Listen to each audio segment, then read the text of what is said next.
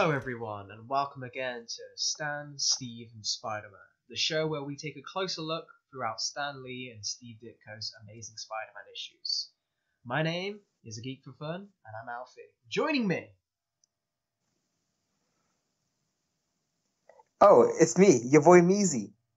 a very delayed reaction there. How are you?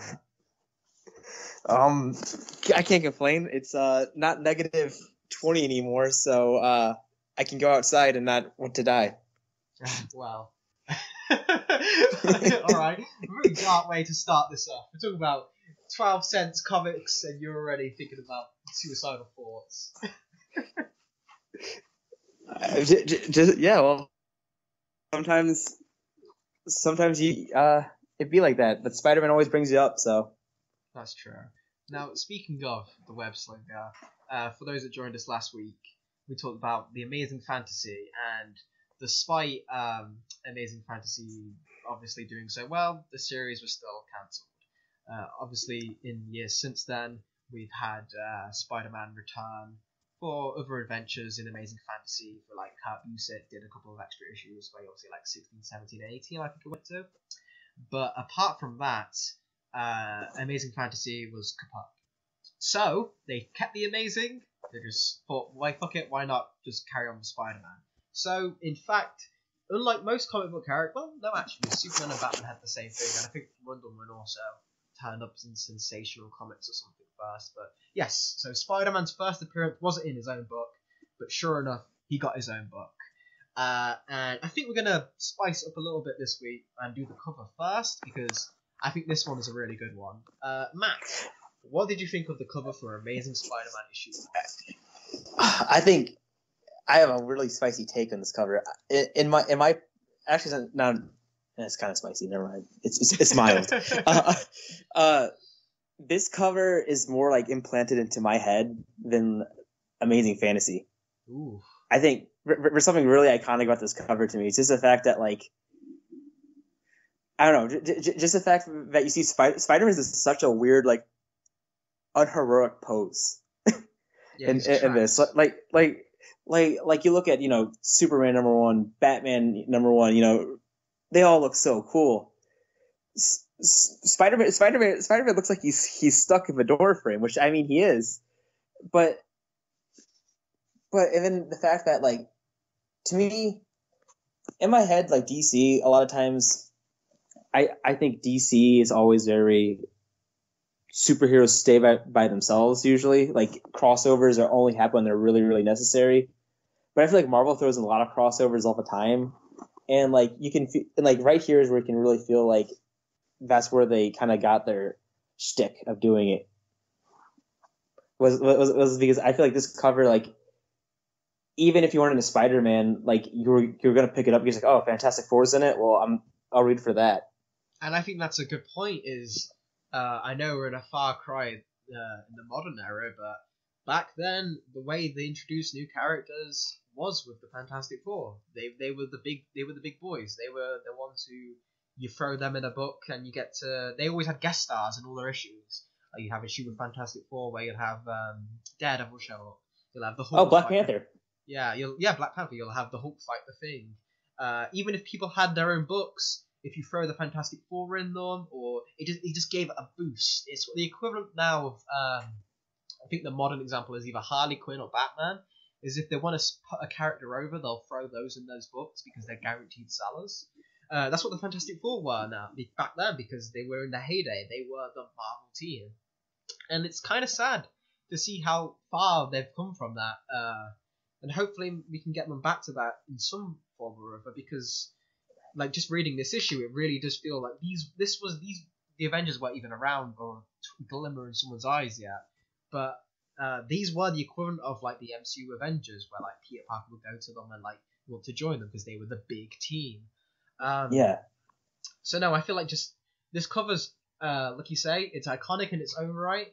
It's a lot more fitting of Spider-Man than the heroic Amazing Fantasy cover by Kirby. It's a lot more weird and awkward, like you say, with the Torch, like the Human Torch, like wrapping around the sphere. Just gives a nice, like, image, and you get to see the web wings in their full display. No, I just think it's a really cool, eye-grabbing cover. That's very Marvel. It's very we all live in the same city. We all know each other. We all know of each other. And just like again for a first issue, whew, that's a heck of a way to sell Spider-Man. So I feel that did a lot of put a lot of goodwill for people who necessarily hadn't managed to pick up Amazing Fantasy. Yeah, no, I agree. But you know what I think is actually is cooler than the cover? What's the first opening page where like it's Spider-Man, it's like Spider-Man all contorted on the web. Yes. Like that, with everyone yelling at him. That to me is like so Spider-Man-y, like so cool. Well, because like kind of what you went over like last time, where you said like we really don't know what he's gonna be yet. I think this cover really like drove to the point like we don't know if this guy's gonna be a hero, a villain, or what, because like clearly people are mad at him. Like so he did something wrong. Yeah, there's not many superheroes who like everyone gets like words thrown around them to like heroic Superman, a marvelous hero, like the Fantastic Four, the world's greatest comic magazine, like Batman, the Dark Knight, Spider-Man's freak, public menace. Yeah. It's kind of just, it's just so good. It's just, they really had such a good idea with him. Like, say, Ditko, he really, even just issue 1, we're already getting into those key Spider-Man poses where he doesn't move like any other hero you've seen before or since. No one moves like Spider-Man except for like other Spider-Man characters like Venom or Miles Morales. It's like, he's the only guy who has this like weird, not really an anatomically making sense movement, but it still works because it's acrobatic and dynamic. But also it makes you realise, like, if you saw this guy in like real life, like scuttering up the walls, it's terrifying, especially how fast it is. Because again, it's like those like horror movies with like those like women with like black hair covering their face and like crawling on all fours. Like it's a scary sight, and like Spider-Man is that. His face is covered, and he's wearing like a gangly movement. So it makes sense that compared to like the glamorous Fantastic Four, with even the Thing has like that blue-eyed charm, you can still see his face. Spider-Man is this freak and menace that we haven't seen before. Yes. Yeah, no, Spider-Man was real, like, and actually did Spider-Man stuff. We would all be really grossed out. Mm-hmm. And speaking of being grossed out, we start the issue where, well, for a nice little recap for anyone who hasn't seen Amazing Fantasy 15, like didn't read it, we start like immediately after where Peter Parker like throws his clothes, throws his Spider-Man costume and angry that Uncle Ben's dead. And again, he's not saying, I need to go protect the city. He's just angry that Uncle Ben's dead. And he's not thinking about that in any way, shape, or form. The first thing that crosses his mind is, how are me and Aunt May going to pay the bills? I'm 15. She's an elderly woman.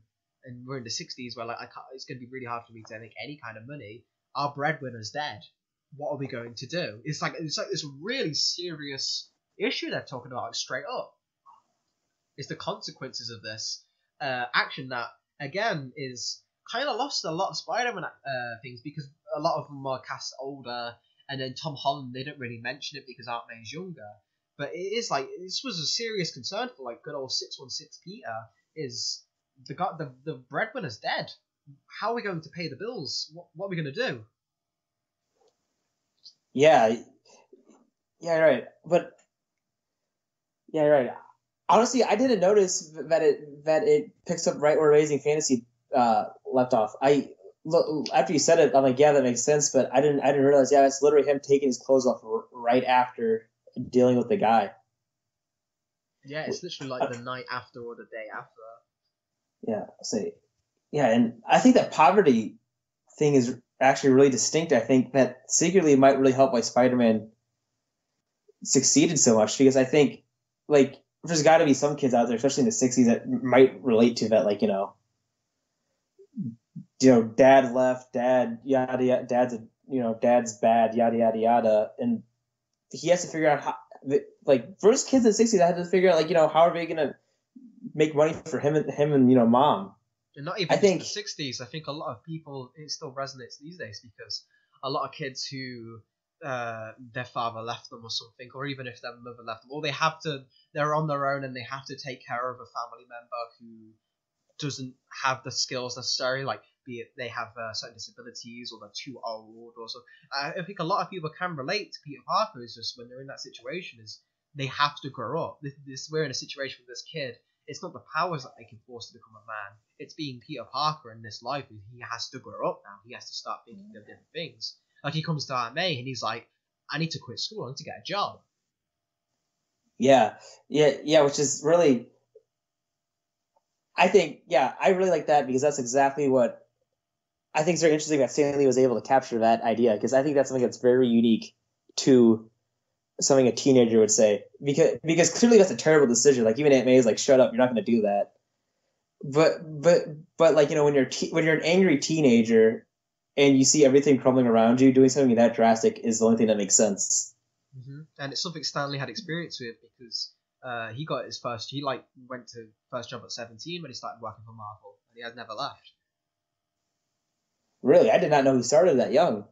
Yeah, that's how he got first on Captain America. 17 and the dude's writing Captain America. Insane. And again, he worked his way up, but still, it's like he started very, very young, and I think a lot of this is probably talking from past experience of just being that young and having to pay. I don't know much about his family life and his home life, but maybe he did have an Aunt May situation or something, or just a general thing of being that young and being put in a working environment. Obviously, Peter doesn't go that route, but we do see this issue of him trying to find different ways to make money. I'm actually curious about what you feel like, because we've been touching on this. Peter Parker could go to a supervillain route a lot. And these first few pages are all about, Uncle Ben's dead, but I'm not going to go around like saving people. That's not even close to his fault. He knows great power comes great responsibility. But the first thing his idea is, well, I'll just steal money. I'll just go rob stuff. He quickly, and then the next thing is he's like, oh, I can't do that. I'm not a thief. And if I got caught, Aunt May would be devastated. I can't risk it. But it crossed his mind. Yeah, it crossed his mind. Well, what's really important, it crossed his mind fast. Like, that was one of the first thoughts. Because it's natural. Because if you have that kind of power and you're in that situation, I think no matter how good heart, you just have to think, well, shit, I've got a costume, a mask, no one knows who I am. Should I do it?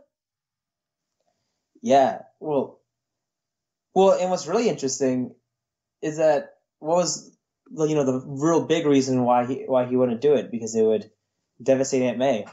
What if I feel like if Uncle Ben and Aunt May both died at the same time, he'd have nothing to lose at that point. Yes, exactly that. And I feel like once we get down the issues, we'll start seeing characters like Doc Ock and Norman Osborn, who that's their backstory. That's how close they are to Peter Parker. Aunt May saved him. Aunt May let Uncle Ben gave Spider-Man the will and the drive, but Aunt May kept him grounded and kept him, made sure he didn't just become Spider-Man completely and become a criminal. Yeah. Wow, Aunt May's so important when you really think about the grand scope of the Spider-Verse. Even now, the first story pretty much is an Aunt May story. Well, when you really kind of think about it, it's just him trying to figure out how can I please and help this woman. Yeah, who's the only connection I have left. I need to take the role of Uncle Ben.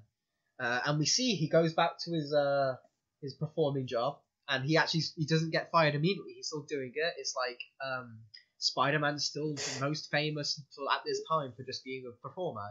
People really think he's all real. People think it's just like a trick or something.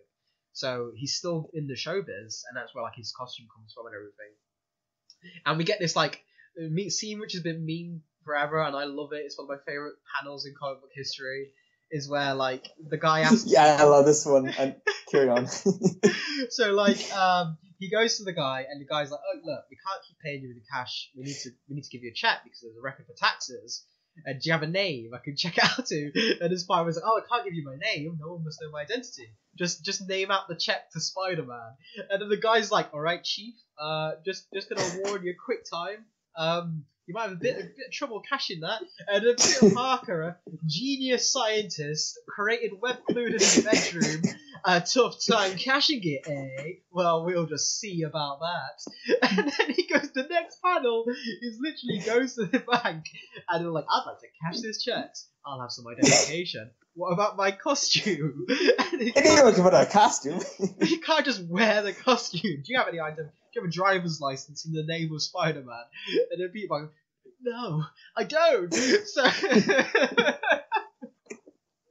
he just hammers home. He has all these thoughts of, oh, I need to become a breadwinner. I need to rob a bank. But then when it gets to actual real life situation, he's a 15-year-old kid who doesn't know what the fuck he's doing. It's so good. It's just brilliant. It's one of my favourite things in like just the entire Spy. It's just such a Peter Parker moment. Yeah, no, it just Turns up to the bank. He had to wait in line at the bank in full costume. He's the smartest man in the room, but he underthinks the most simplest of things. Mm-hmm. That's so good.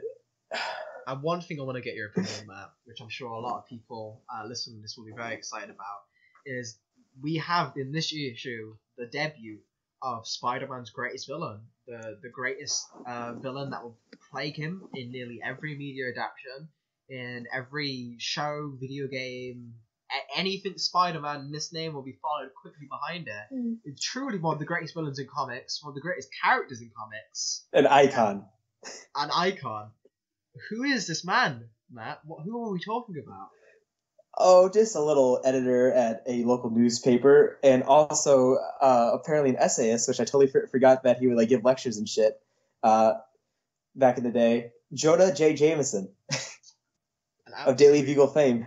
Of Daily Bugle fame, in all his glory, Stanley's self-confessed insert character of this is what he said, this is who he is in the Marvel bullpen at the time, which I think. Oh God! He in the Spider-Man movie, he was like, because he was annoyed when it took so long to get made because they've been talking about Spider-Man movies since like the 70s, and he was always like, I want to be J. Jonah Jameson, cast me as J. Jonah Jameson. By the time we got Sam Raimi, he was too old for it, so he was annoyed about that. But like that was always his dream character to play. He loved Jameson, and just reading this issue, boy howdy, Jameson's a goddamn monster. Jonah J. Jameson is so funny. He's everything he does is so over the top and unnecessary, and I love all of it. But you think about it, he's like Kanye West level weird and pettiness back in the 60s.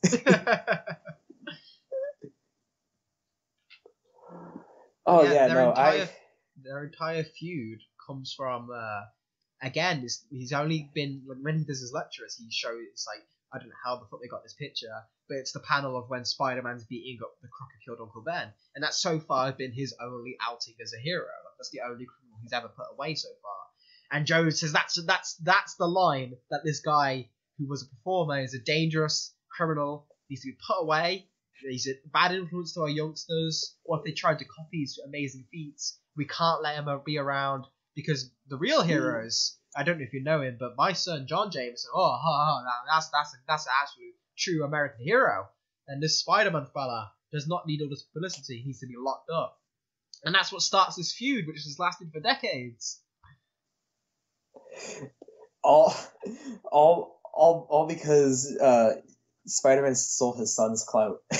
And we still don't really. We'll, later on in future issues, we'll get into like deeper suited reasons of why Jameson has such a like hard on for like hating Spider-Man. But for now, it's just he's introduced as this guy who genuinely ruins Peter Parker's life because that was his. Beforehand, Spider-Man was genuinely liked. He was popular. He was like seen as like he's a cool performer. He could possibly have gotten money just doing that. But when we get to Spider-Man Menace being in the Daily Bugle, which is like this respected newspaper and like lecturers in the city, it's just like, sorry kid, no one's gonna come see you. You're like, people are distrusting you. People think you'll be a wanted man. So this whole career that Spider-Man had quickly over. So that's why we never see the TV show again. That's quickly gone. So really, it begs the question of if Jameson didn't turn up, Peter Parker might have just stayed as a performer. You know what? I think you're right. Wow, what a fun idea for Elseworld. The Marvel Universe, like X-Men are still around. We still got that mutant oppression. Fantastic Four is doing the Fantastic Four stuff. Captain America, yada yada yada. But Spider-Man, the face of the universe, he's just like a reality TV star that people just watch him do weird stuff. Yeah, he's literally just American Idol like winner 4 years in a row. Yeah, yeah. He's just like yeah. He's just like Chris. Remember that one? I think Chris Angel was his name. I remember like back in like the early 2000s, that dude was on TV everywhere all the time, and then he just like poofed. I think that's what Spider-Man would have done.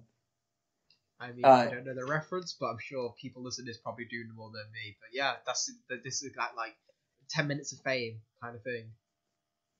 Yeah. I always sometimes I forget you're not American, so you wouldn't understand the weird stuff Americans used to watch. I don't understand either. Frickin' rocket shuttles in America with these good old USA heroes. This time we've talked a lot about the setup, but like the meat of the issue is a kind of like a really cool scene of Jameson's son is obviously an astronaut. If you know like any kind of adaptations, even Spider-Man 2 kept that in. And so John's like in this shuttle launch. It goes wrong, and then Spider-Man decides to come and save it. And I think that the sequence is really well done. It's nice little. It's a very strange feat you don't really expect Spider-Man to be doing because it's nothing to do in the city. It's like in the outskirts, and he has to get quite creative with how he saves it. And it's a nice little like even because people always think Spider-Man needs to be like low stakes and city based, which I agree is like how I prefer him too. But even early on, they were pushing the boundaries for like, no, Spider-Man's pretty versatile. He can be put in a lot of different situations.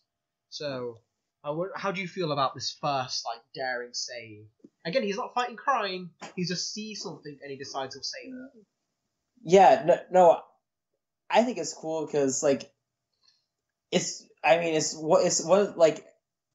really good showing of like Spider-Man being heroic even before like he became like the Spider-Man we knew. And I always hate it when like people like talk about like, oh, Spider-Man would be useless in my city because we don't. It's not New York. We don't have any tall buildings. I'm like, the dude's willing to figure out ways to adapt around his environment, and this like really showed like the fact that he was able to get up in the air and save a rocket ship in the middle of nowhere. I think really shows off like the prowess of Spider-Man as a hero.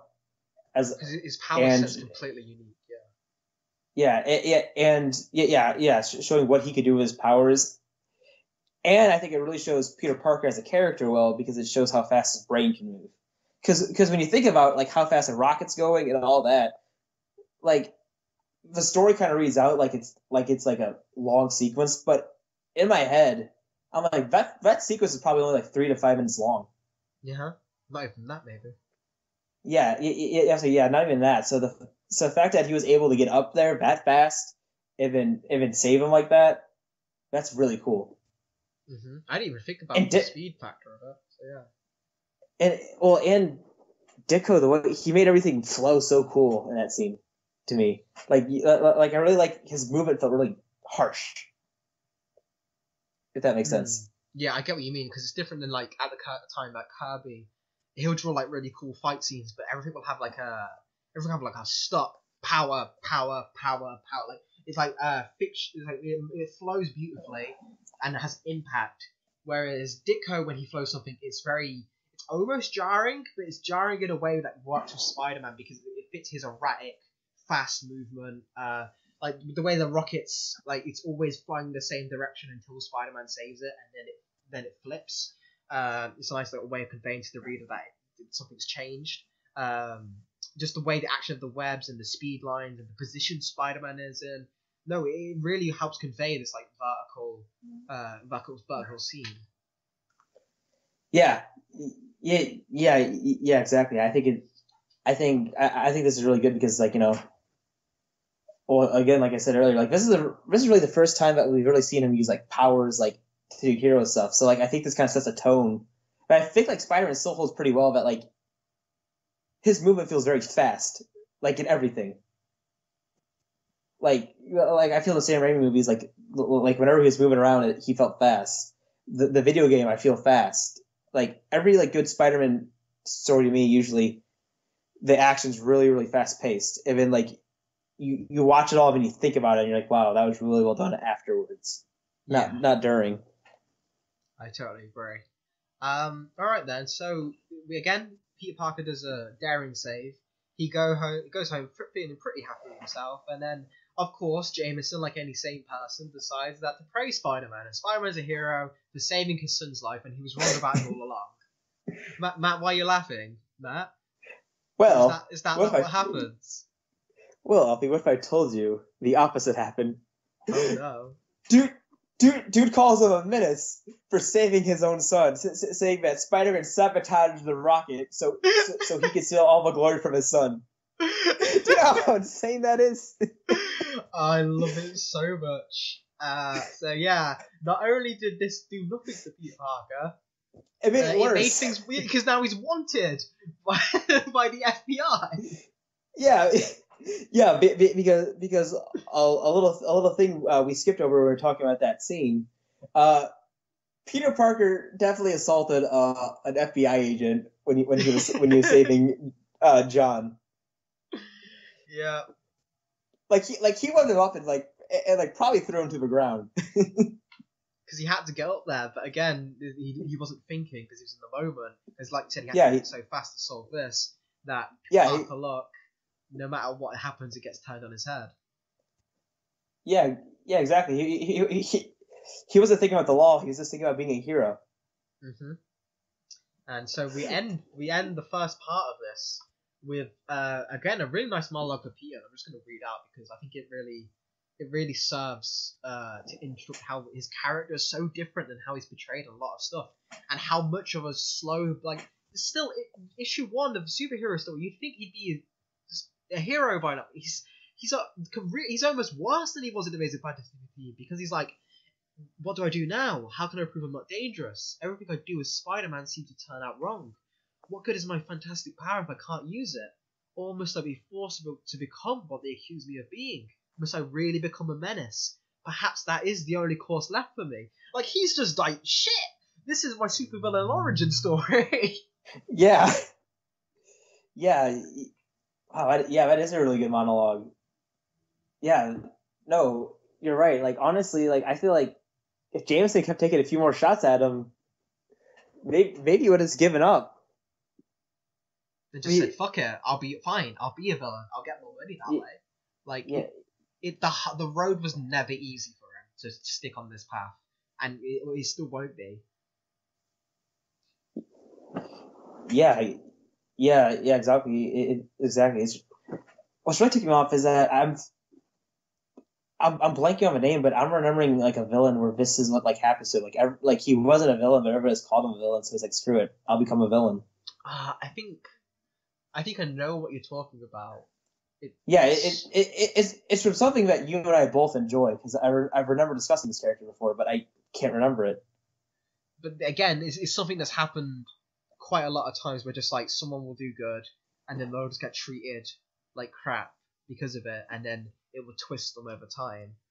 And Spider-Man very much faced that, but the goodness of Peter Parker and having Aunt May there is kind of his rock.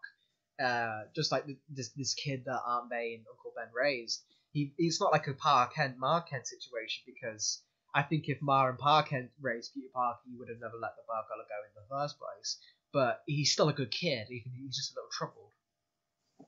Yeah, I agree. Well, that, and he has such a different environment to live in, and like May and Ben can do as much as you want, but like New York as a city, like especially the way that Marvel New York's done, even when it feels safe, you always feel like there's a dangerous edge to it. So like, I don't know. I feel like the environment, like Clark Kent lived in such a controlled environment, but like Peter Parker just had that chaotic, neutral environment of a big city. Yeah. But then as we that makes sense.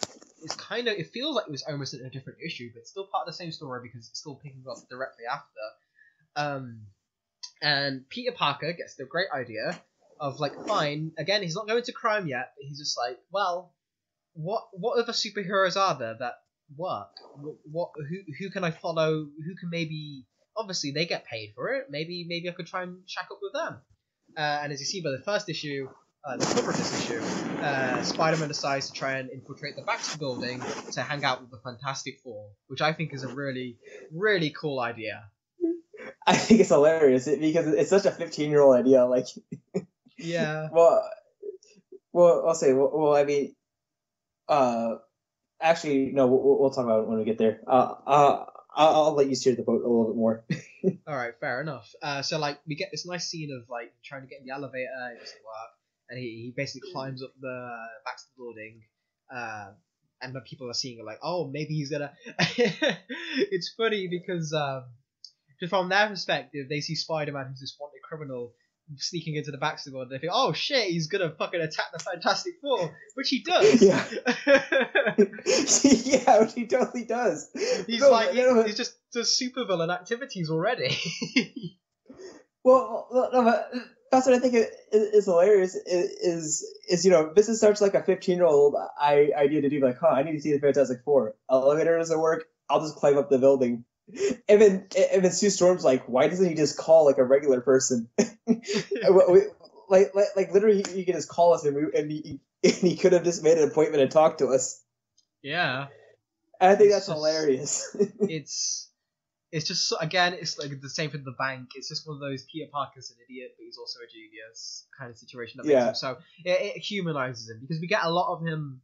We get a lot of Peter whining in this because he's 15 and he's in a tough situation. So of course he's gonna be like tormented. I think anyone with this happening to them would be a bit unsettled. But we also get these like just charming of like, Peter, come on, like you want to root for this kid so badly, and they set up that characterization so really, really well. Leaders right here, and then Ditko gets to strut his stuff because what follows once Peter gets into the Fantastic Baxter Building, we get the first ever fight of Spider-Man versus superpower people, and it's pretty great.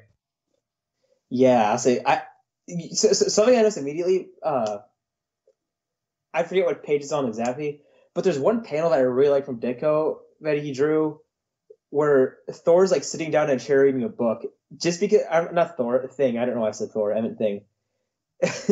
Because the way he draws Thing is really, really interesting to me. It looks so different compared to like the Kirby style Thing that was the standard at the time. Yeah, again, even then, because we're still really early into, I forget what issue. I know it's about 5-6 issues of Fantastic Four at this point, and the Things were still drawn kind of. He wasn't as Kirby hadn't defined his look per se yet. He was still in the first issue of Fantastic Four. You can see the cover.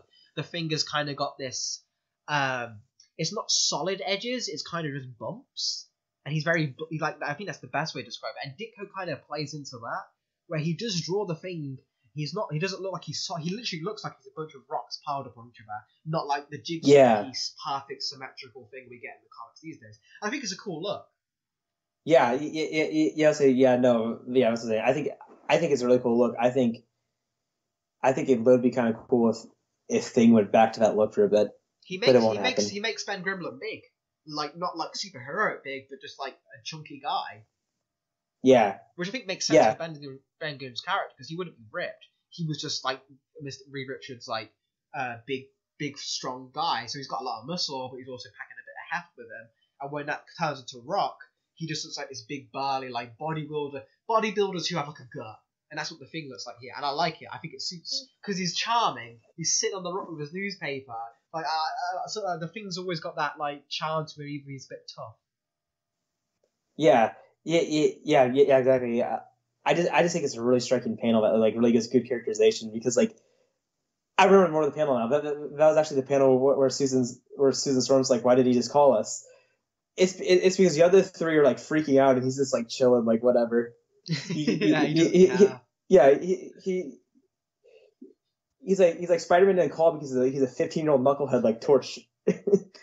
I like as well how they can already tell he's a kid, because you can tell that these guys are experienced. They're not like the rest of the public who feared him. Like the Fantastic Four are probably used to that, especially the Thing.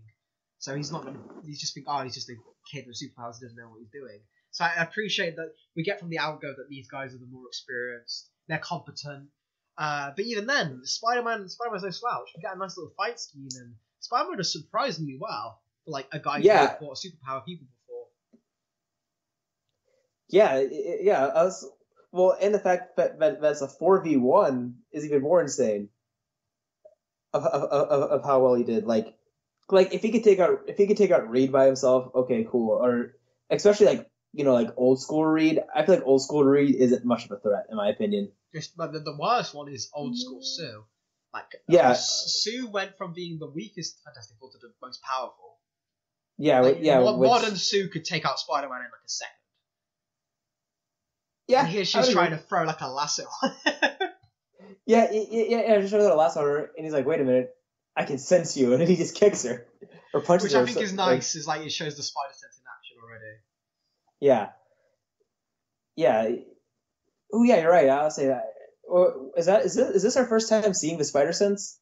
I think it's mentioned when he's like gonna dodge the car, but no, I think you're right. This is the first time where like it's used as like a warning system from like an attack.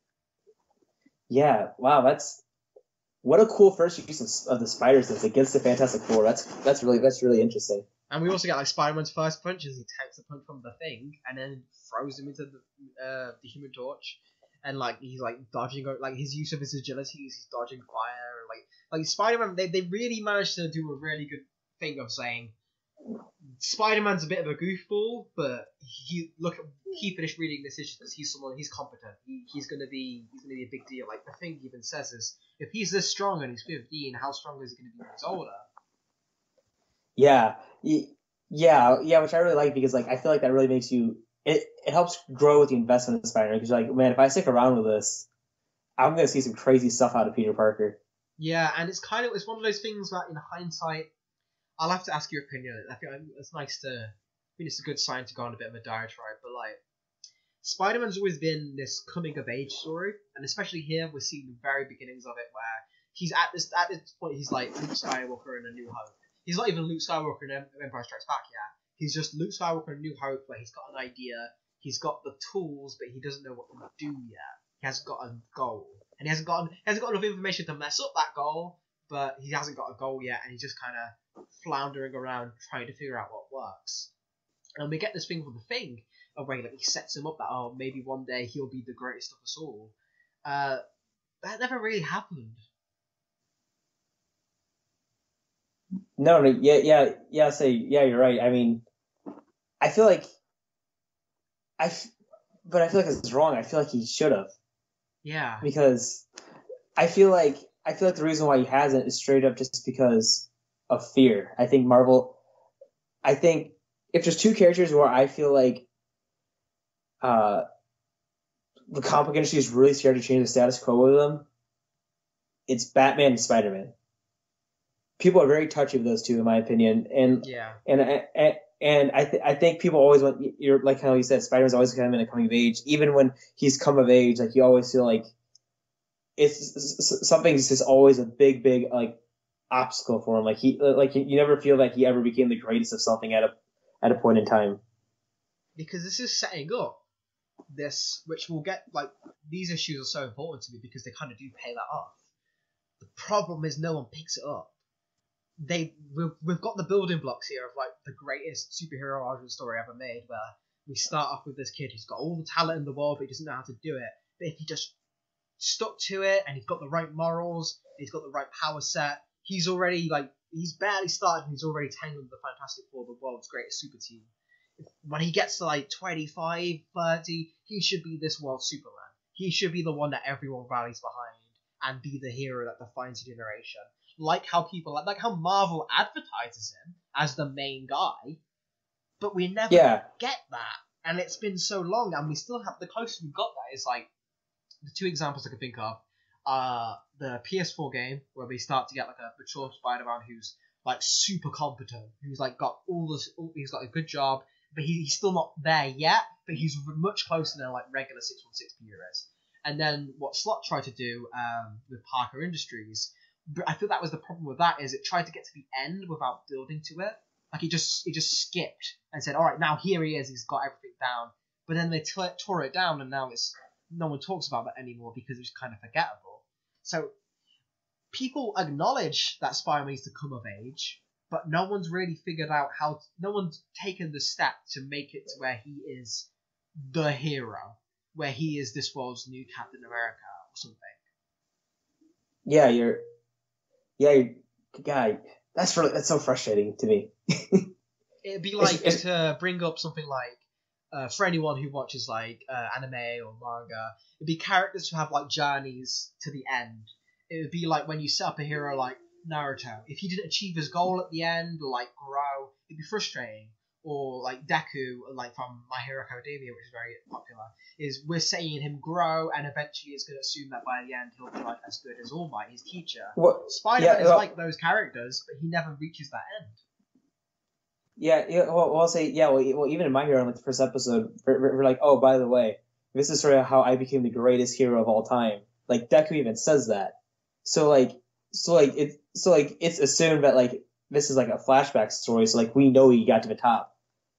So that's really That's kind of I feel like that's a huge issue of Spider-Man. Now, when you really think about it, just as a core character, is the fact that we never see him get to like. I feel like you see him get through like step 1, step 2, and then he goes to step 4. Like step 3. I don't know what step 3 is going to be, what it is, but it never happens. Like there's always origin Peter who's adept, but he's still making mistakes and struggling, which is kind of what most Spider-Man stories are. There's a third step where he's solved his struggles, and then he starts thinking about what Spider-Man should be in a wider sense, with like Batman and Superman. They start building like families and like thinking about what they are as icons. And then the final step would be like he's leading teams, he's like inspiring people just with his symbol alone. It's never happening. Yeah, that's so sad. It is sad. I feel like the main problem with that is, I'll finish up and then you can think, it's just like, these issues are so good at that and like setting up that story. The writers fell too in love with it. They fell too in love with the setup. They didn't want to do the payoff because the setup was so good that it kind of backfired. Wow, you're right. That's insane. Yeah, imagine a setup so good, like. It's almost like if Lee and Dick are like literally threw out like, here, this is like literally we're giving you what to do with the story after we're done with it. Have fun. And then no one ever did it. No, they just did the same thing, and it's very annoying. Like again, to the point where like Marvel was so scared of growing Spider-Man up and having him achieve happiness with like a daughter that they retconned his marriage with the devil. Like that shows you just the fear they have as a company, and it's really sad. So upsetting. Like I almost feel like currently we're at with Spider-Man, because when you're talking about the past of Spider-Man, sometimes you got to talk about the future. Mm-hmm. I feel like if they let Nick Spencer do what I think he wants to do, I think we could get. I'm gonna call this idea of like Spider-topia, like the idea where he's leading teams and he's like the new Captain America. I think like we could get Spider-topia now, but it's only if Marvel just like just like acknowledges the fact that they were wrong. Mm-hmm. Especially when you've got Miles Morales and Spider-Verse, which is so close to doing that. Is you have like the Peter Parker in that, he's washed up, but he's probably closer to like endgame adult Spider-Man who inspires other people than we're ever gonna get. Oh yeah, well.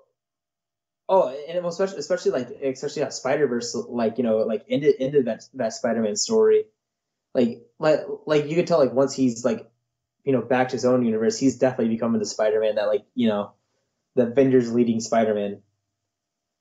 But it's very frustrating that we just don't get that here. Mm-hmm. I think the closest we'll probably ever get a chance of that is in the MCU. I think that's what if everyone's contracts runs out and they keep it going, Tom Holland's going to become like the new face of it, and I think eventually he's going to be like when his Peter Parker at least is like 25, like when they age him up to match his actual actor's age, I think they're going to be like, okay, maybe he'll be the leader of the Avengers because he'll be the one that we're most familiar with. What if Tony and Cap do go, or if they just recast? But yeah. we talked about like the future, but I think it's an important thing because I think that's what we want to do with these stories as well. Is we want to talk about Spider-Man as a character in general, what we think should be done with them by looking at the roots and seeing maybe where a couple of those ideas have been lost because people fall in love with the roots a bit too much.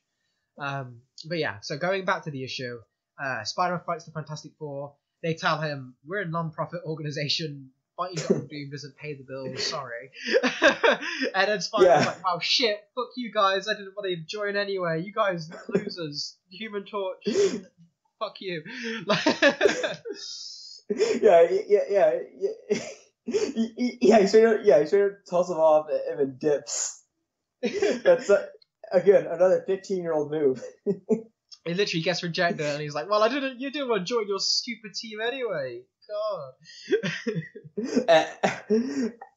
As he slowly ripped off his Fantastic Four shirt that was underneath his costume. Yeah, as he's like hiding the Bagman suit. Yeah. But that is another thing, again, diverging from this issue, but it's something important to talk about, is Spider-Man's history with the Fantastic Four is kind of beautiful, and I'm glad it's from the beginning and it's continued, and it's where he is basically an honorary member at this point, and it's one of my favorite relationships in comics. Yeah. I'll say I've always really liked Johnny Storm and Spider-Man's friendship, importantly, just because, like, I don't know, I feel like I know Marvel tries to play off Johnny as smart, or at least pretty smart, but in my head, Johnny's always been kind of dumb. Yeah, he's a hothead. So yeah, exactly. They're just a hothead. I just think the hothead personality just goes well with what Peter Parker's, Peter Parker has what I call the cool dork aura. Yeah. I just think hotheadness with the cool dork aura just always has funny but very emotional and poignant moments. Definitely. And I think there's a history of the characters that just being the two teen superheroes that kind of buck the trend of not being sidekicks. They have a lot in common. They see each other at this point. We'll get in as issues go on. We'll see a lot more of their encounters where Human Torch almost becomes a member of the supporting cast. But they're very closely linked, and it's a relationship that hasn't really been explored outside of the comics, except they've the Ultimate Spider-Man video game. They don't have to do races against them, but it's something I think that's really special to both characters and both teams. Yeah, you're right. That is a really comic exclusive thing, but yeah, I don't know. I don't think it'll ever change though either, because I feel like by the time the Fantastic Four is introduced into the MCU, it'd be really weird for Spider-Man to be hanging out with another teenager. You could age up Johnny, sure, to make him a 20-year-old Spider-Man, but it wouldn't be the same. That really sucks, because I don't know. Actually, no, I think that's something interesting, because it kind of makes it Johnny Peter's friendship is truly one of the stories that can only get through comics, because just of how rights and just the universe has played off in all the other mediums. Because it took place over such a long amount of time. Yeah, well, yeah, such a long amount of time, and it fits really well with a comic book series, but them hanging out in even if they're in the same movie universe, I don't know, it just wouldn't feel the same. Yeah. If that makes sense. No, I get you, man. I get you. I'll say the Fantastic Four story, it ends with him just dipping, right? Yeah. And goes straight. We get into the. I know I kind of scapegoated people earlier with the Jameson thing, but we get into Spider-Man's actual first supervillain, which I think is interesting. Out of all the characters, it's never really talked about that much. Yeah. I'll say the first Spider-Man villain ever has never even been in a movie. That's crazy. Yeah, I'll say that.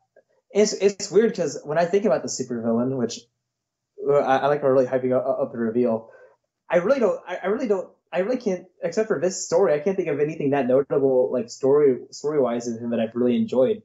I think the concept's kind of cool, but it's kind of a one and done concept in my opinion.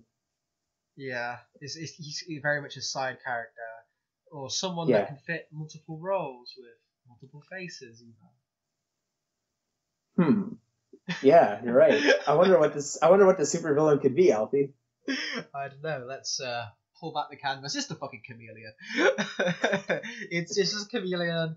It's no one big, no one really important. It's just chameleon.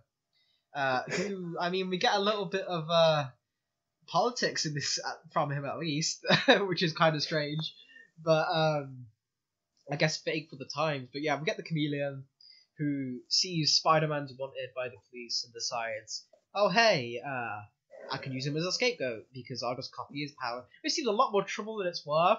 Like he could have just like done this by like infiltrating like a guard or something, but he went out of his way to frame Spider-Man.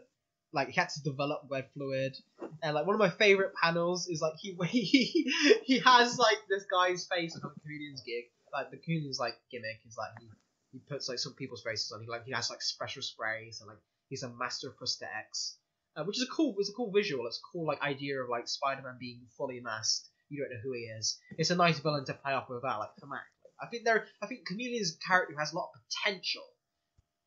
So Yeah, we have never seen it. Like Tom King or something could write the fuck out of Chameleon, just make him like a Tom King would do such an insane. Oh my god, Tom King's chameleon would make me cry. He'd be so cool. But like, well, he turns up and he has. Oh, sorry, I'll let you finish. Oh, I was saying. Well, and Tom King would play off a lot off like the family heritage and stuff because he'd also do a really cool Craven. Yes, and aren't they related, or is that only? Yeah, I'm pretty sure we're like I would have to recheck, but I'm pretty sure we're like half brothers. Yeah, there's a connection. I know more than just being both Russian, but there is a blood or like some connection between them. I think. Well, because he's in the Craven issue, I think. Craven first turns up, so we'll have to get to that when we get to that. And obviously, anyone in the comments who reads this, take away my Spider-Man nerd card. Forgetting this. It's been a while. The Craven is always my first forefront. I don't really think of the Chameleon, but I know there's a connection. Yeah, I'm pretty sure it's his brother, but yeah, again, my card's gone too. Just collect all our trading cards. But yeah, there's like a really cool moment where like Chameleon like sneaks into this office with some guy's face on, like he has his face mask, and it's the funniest thing is because he's wearing the Spider-Man mask underneath the face mask. Yeah. So he's like takes this guy's face off, and it's the Spider-Man mask underneath. I don't know how the fuck that works. I don't know why he just didn't put the Spider-Man mask over that face mask or what. Because then he takes the Spider-Man mask off, and this is like Scooby-Doo levels of mask removal, and it's amazing. Where he's wearing a mask within a mask within a mask. Yeah, I think. Like Chameleon's like base mask, especially like the original design for it, there's something really unsettling about it. Yeah, it's really cool. It's just like Slenderman before Slenderman was a thing. Yeah, I think you're right. But that's what it reminded me of. It's very Slenderman-esque. It's also I think where Ditko. This is where Ditko got the idea for his question character. This is what inspired the question. Yeah, I think you're right too. I think this definitely probably really played off the question stuff. So I can definitely see Ditko probably being the guy who came up with this character, because again he would later use him later on in similar at least similar design features. But yeah, so we get the Chameleon. He dresses up as Spider-Man, tries to frame him, which was later be adopted again this way. A lot of his issues are similar because it feels like that's something that Mysterio ends up becoming his gimmick, and we kind of take a lot of Chameleon's first appearance, just give it to Mysterio. But yeah, Spider-Man thwarts him. It's a cool little sequence. It's not as you'll have to give me your opinion, but I don't think it's as memorable as the Rocket. I think Ditko kind of threw up his vertical chase with that. It's kind of just a couple of panels. It's not really that interesting, but it's still it's nice to see. It's nice to see Spider-Man deal with more like vertical opponents. There's no real confrontation because the Chameleon isn't really a fighting guy. I'll say there is one little bit. Yeah. I do like. I think I agree. I think all the Rocket one's more important and like kind of cooler. But there's like a three panel like movement layout I really like that he did, because to me this has always been a staple, like one of my favorite things to do in Spider-Man video games, and like you really don't see him do it a lot, but like it's always been like a staple, and that's like the web slingshot. Yes, I used to do it all the time in Spider-Man 2. Yeah, Spider-Man 2, you do not swing. You just slingshot through the city. But that, and I just really like the last panel of that, where like the sound effects of swang, and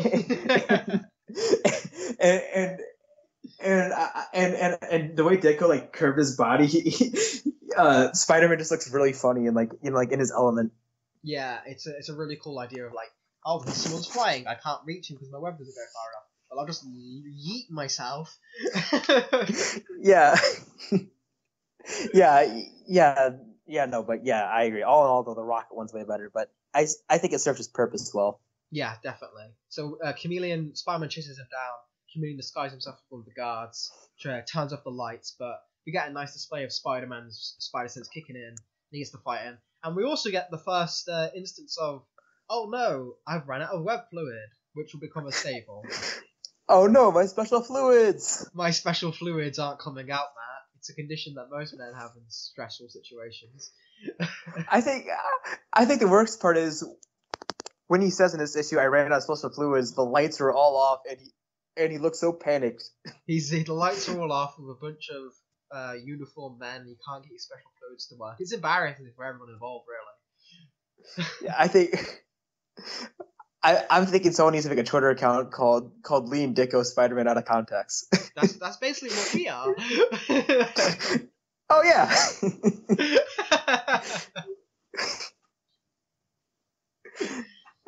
Actually, yeah. If anything, I feel like we're Lee and Ditko with context. Oh yeah, we provide the context to the special fluids you need. Yeah. Putting them right into your ears. Ugh.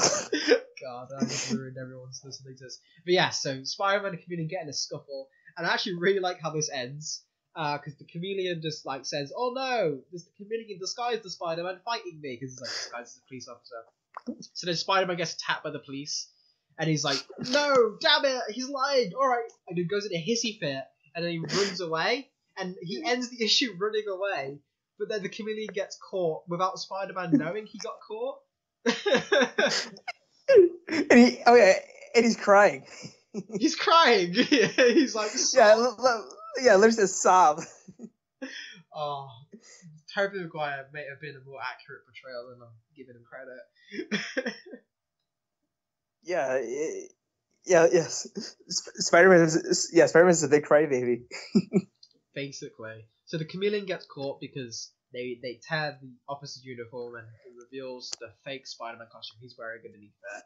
But Spider-Man doesn't see that, so he just like runs away feeling he's lost it, and he's crying and he says, "I wish I never got my superpowers." And we actually end the issue with the Fantastic Four wondering like, Spider-Man, he's like, Sue's like, "Oh, he's so powerful, he's so confused. What would happen if he tried to go to a supervillain?" And then Ben Grimm's like, "Oh yeah, he's already really strong to fight me. If he gets like when he's older, Jesus, he could beat me." And then it just ended with Reed Richards like, I wonder. So again, first issue of Spider-Man, not really triumphant. Spider-Man didn't really beat the villain on his own. He walks away crying, and people again wondering, is he gonna be a super villain? Is this gonna like if Lee and Ditko really wanted to be edgy, they could have really like sold like 5 issues of Spider-Man, and then on issue 5 he becomes a villain. Do you know how awesome that would have been? And like, very just giving like Fantastic Four's greatest foe just the most elaborate backstory ever. Yeah, that'd be, someone needs to write a what if about that, because that'd be awesome. Like, what if Spider-Man did become a villain and became like this really because Peter Parker's intelligent. Peter Parker deals with like world-ending threats a lot. He would know how to do it himself. Yeah, no, especially with, Peter Parker without, like, the morals of him trying to be a good guy. It's just like, he'd just steal all the equipment he needs to do whatever he wants. He'd probably team up with Doc Ock. Yeah. He probably formed the Sinister Six himself. Yeah. Oh my, that'd be so cool. Spider-Man as leader of the Sinister Six. I mean, Fighting this is the kind of thing that Superior Spider-Man messed up on, because they could have done that, but instead they had him like he led it for like an issue as arc, but then they all betrayed him. But like, I'm like, you could have really gone further with this, because this idea of Spider-Man becoming a villain has been there from the start, and I think the black suit stuff did it really well. Superior did it okay, but like, there's the potential here for like villainous Spider-Man like Venom, and so I think where all these ideas for these characters came from, like this evil Spider-Man, is like Carnage, as well as like the ultimate like perversion of like wisecracking hero who's just like murderer who makes quips at you. It's like there's always this potential for like, how scary Spider-Man could be if he went to the dark side. And I think there's a lot of untapped potential still, even though like you've got some like Donny Cates' Venom and doing really well. But again, he's more of an anti-hero. Well, that and Venom's interesting to me because I don't know. I really don't want to talk about Venom too much in the Elite Ditko based podcast, but like to summarize my point. I think with like how Venom's powers work in the alien stuff, to me he's never felt truly like an evil Spider-Man. That's fair. Like there's not enough science. Like maybe like Ultimate Venom, or they made it like, oh, the symbiote was made in a lab, but with the idea like if the alien symbiote or symbiote, I don't care how you want to pronounce it. I don't feel like that leads to a good evil Spider-Man as much. In my just what I want from evil Spider-Man, like the only thing that could truly do evil Spider-Man would be like if they brought back Superior and actually like made him like a villain. Yeah, and I think that they have potential for that, but again, I don't know what's going on in his own book. He's gone back to being a hero again, and like I feel like there's a lot of this really shows me like I get where Slott got the idea from, because Slott pulls on heavy on Lee Ditko. Like he references everything. Like I don't know if you picked up when you read, but this is where the infamous Peter Palmer typo comes from. Oh yeah, I say no. I didn't even notice it. But yeah, in one of the panels, I don't know which one it is specifically, but I remember I noticed it when I was glancing over it. He calls himself Peter Palmer in this, and like that's become kind of like a meme in like some of the like hardcore Spider-Man issues, is where he'll have like a pseudonym and it'll be like Peter Palmer. Yeah, yeah. I forget what story, but I remember a story where it was where he used Peter Palmer for something. I think it might have been the Spider-Man Wolverine crossover, like from the 90s. Oh yeah. When he like went over and had to find a different thing. I think you're right. Yeah. Pretty sure he uses Peter. Which that's such a lazy fake name. Like you can, it doesn't even change his parts. Yeah, that's such a Peter Parker move. He's just like, no, everyone just I have to keep the alliteration. It's who I am. If I well, he literally just changes the two letters. he just changes an L and an M to a K and an R, which they're all in a very close like sector of the alphabet as well. Yeah, he's a wily one, that Spider-Man. He's a menace, or is he a threat? That's how we'll end it on. But yeah, that kind of covers Amazing Spider-Man issue 1. So what are your thoughts, just in general? Bro, I think I like this one. I like Spider-Man issue 1 more than Amazing Fantasy by a lot. I feel like this is a lot more of stuff like why I like reading Spider-Man, for like the weird, wacky stories and like crossovers. I get ya. I still think Amazing Fantasy is a better story. Yeah, Amazing Fantasy is a better story. I just think this is more fun to read. This can be more entertaining. This Amazing Spider-Man is really depressing, but like the ending of this is also pretty sad. Like Spider-Man doesn't win a single time in this entire story, but it's more you can laugh at it and like you think, oh, don't worry, Peter, you'll get back on the horse. Yeah, you're right.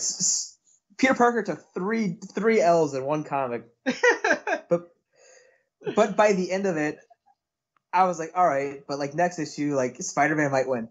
Maybe. Who knows? I've been like at this point, all right. So let's put you're the first original Spider-Man fan. You're gonna get if this came out now and you read on Twitter and tried to justify, I like Spider-Man, he's my favourite superhero. People be like, Spider-Man, guy can't win a single thing, absolute whack hero, his costume, whack, got eye holes, whack. Like, they're just, Spider-Man was just the most, like, shat on superhero in, like, his own comic. Yeah. Starting out. Well, I Oh think yeah, it's kind of brilliant. I think it's really brave because, like, again, it's like this. People could have responded negative to this because why would I bother reading this? The superheroes are so incompetent, but they make it charming enough where you wanna see this kid succeed.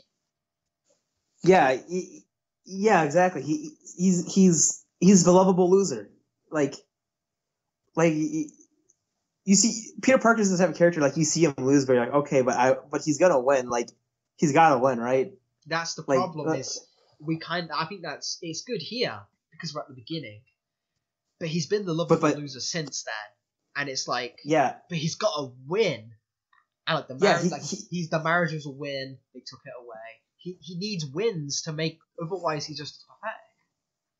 I agree. I think that's the issue with Spider right now is that anytime he gets a win, they just take it from him. Like Parker Industries, you can say what you want about the story, but the fact is that that he was able to maintain a company that Otto made, like that was a dub. Mm-hmm. But it was also it ties in with this. His uncle, like Aunt May says, no, you have to go to school because your uncle always wanted you to be a scientist.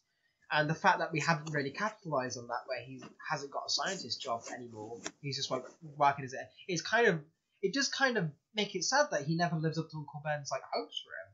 Like, I think the ideal Spider-Man is like in the PS4 game where he's a scientist intern, and then maybe when he's like in his 30s, he's a fully fledged scientist. Because then you don't have to have him have a lot of money, because he's not the richest guy in the world, so you can have the money problems still fit for him, because maybe he can't get research grants or something. But have him like help the world with his genius or something, because it's something he needs to have a win where he's successful. Otherwise, he just becomes a really sad story of this kid who never lived up to his potential. I agree. Yeah, I agree. Well, that and I just think it'd be cool because like I feel like I don't know exactly how long Spider-Man's been around. I can't think of the actual like year number now. But for all those years, I feel like we get nothing but like a struggles from a 15-year-old boy to like a 26-year-old man. Like you still have the same struggles he had at 15. Yeah, exactly. Like I think we're ready, especially in the comic books, that we should see Spider-Man having adult struggles. Yeah. If we can see Bruce Wayne go through adult struggles now, let's see Spider-Man do it.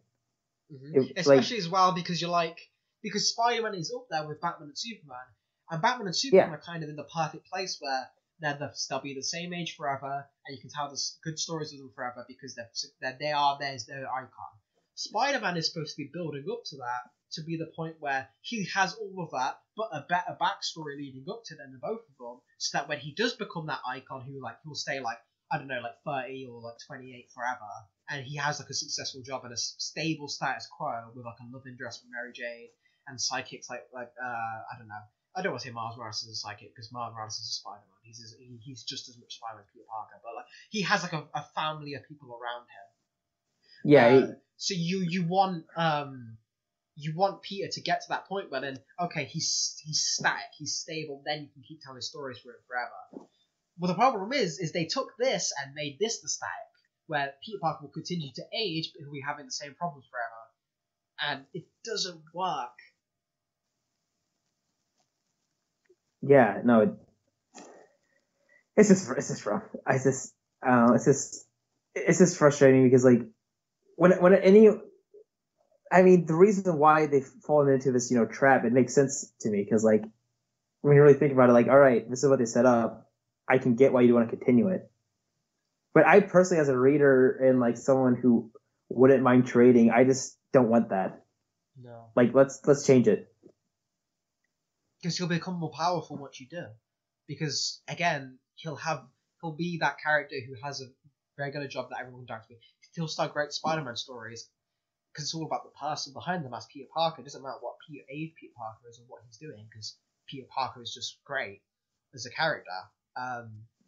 But you need to you need to capitalize on that power you have without letting it kind of get squandered. Which I feel like we're finally doing that. Like if I said this like a year or two ago, I feel like it would have had more weight. But I think like last year specifically was very much Spider-Man's like coming back year, where everything was going good for him. Like he got all the greatest media adaptations he's had in ages. The comics got back on track. Like everything was going up and up for Spider-Man. I think if we can keep riding this wave, we could see change.